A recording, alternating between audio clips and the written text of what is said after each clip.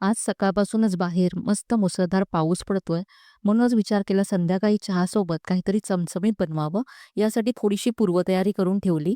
1 वाटी साबुदाणा घेतला, 2 ते 3 वेळा स्वच्छ धुवून घेतला आणि यामध्ये 1 वाटी दही घालून दह्यामध्ये हा साबुदाणा भिजत ठेवला. 4 तासानंतर हा साबुदाणा असा छान फुलला गेलाय. यामध्ये बारीक चिरलेला कांदा घातला, बारीक चिरलेली हिरवी मिरची घातली, आलं घातलं, कढीपत्ता घातलाय, जिरं घातलं, चवीप्रमाणे यामध्ये मीठसुद्धा घातलं. सगळं छान मिक्स करून घेतलं. बाइंडिंगसाठी यामध्ये अर्धी वाटी तांदळाचं पीठ घातलं. सगळं छान एकत्र करून घेतलं. थोडंसं पाणी घालून ओलसर करून घेतलं. तर इथे मी साबुदाण्याची बोंडं बनवते. हलकी व्हावीत यासाठी चिमूटभर यामध्ये बेकिंग सोडा घातला.